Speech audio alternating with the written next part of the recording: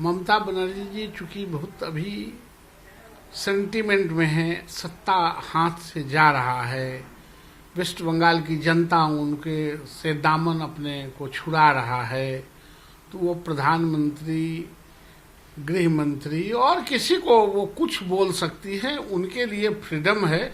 और इसी तरह बोल के भाषण करके वो सत्ता में स्थापित हुई थी। आज पुनः वह चाहती हैं, उनके लोग उनको उनके दामन छोड़ के जा रहे हैं, इसलिए घबराहट में इस तरह के भाषा का इस्तेमाल करती है। टीएमसी की कुल पांच विधायक जो हैं, भाजपा के प्रदेश अध्यक्ष दिलीप घोष, भाजपा नेता शुभेंदु अधिकारी और मुकुल राय की उपस्थिति में भाजपा में शामिल हो गए हैं।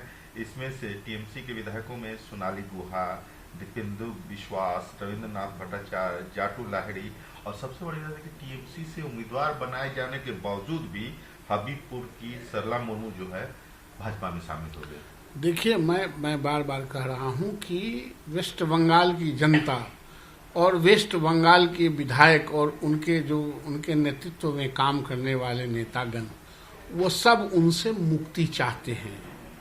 ममता बनर्जी जी से मुक्ति चाहते हैं। जो उनका दमनकारी नीति है और जो परिवारवाद वो फैला रही हैं, वो झोला टांग के हवाई चप्पल पहन के वो जो नाटक कर रही हैं, उस नाटक से मुक्ति चाहते हैं लोग।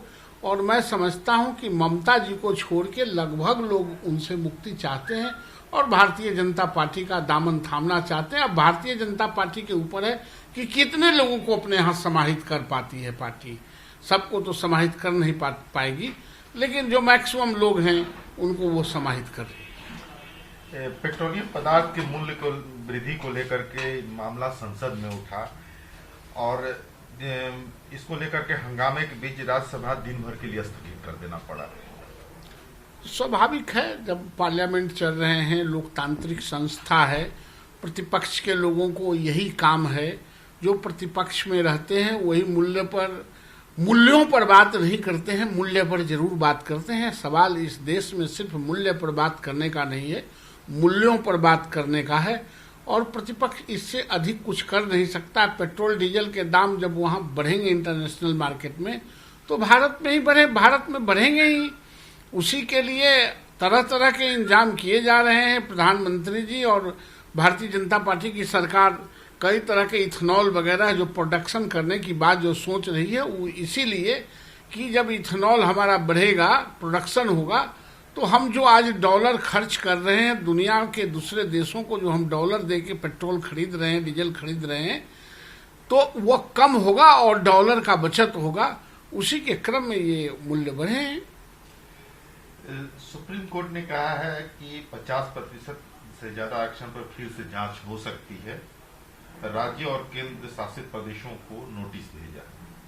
निश्चित रूप से जो चीज समाज में चल रहा है, लंबे समय से चलमान है, उसका मूल्यांकन होना ही चाहिए। नीतिगत फैसला उस पर समय और परिस्थितियों के अनुसार देखे जा सकते हैं, बदले जा सकते हैं, संशोधन किए जा सकते हैं, रूपांतरण किए जा सकते हैं। ये होना ही चाहिए। ये तालाब के जल के तरह स्थिर नहीं रह सकता। अगर स्थिर छोड़ देंगे तो इसका दुरुपयोग होगा।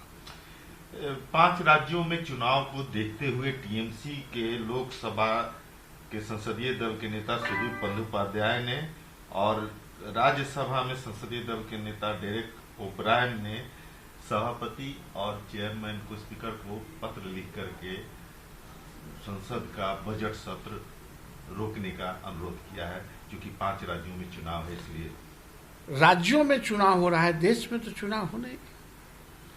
भारत के पार्लियामेंट क्या बजट पास नहीं करेगी? चुनाव कहां से करा लेंगे? ये राज्यों में चुनाव हो रहे हैं, इससे पार्लियामेंट को क्या लेना देना है? राज्यसभा को क्या लेना देना? जिनको पार्लियामेंट में नहीं रहना, वो अपने अपने राज्य में जाएं।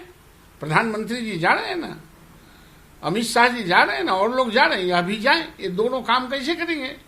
ये चाहते हैं पार्लियामेंट में हम हल्ला भी करें और चुनाव में भी रहें। ये राज्य का चुनाव है। ये देश के पार्लियामेंट देश के बजट को, देश को सुचारू रूप से चलाने के लिए जो योजनाएं हैं, उसको कार्यान्वयन करने के लिए वो अप्रूवल लेने गया है, तो देश के पार्लियामेंट कैसे बंद हो जाएगा? ये तो वही काम कहेंगे जो लोकतांत्रिक सरकार कभी ना कहेगी वही काम इनका डिमांड होगा।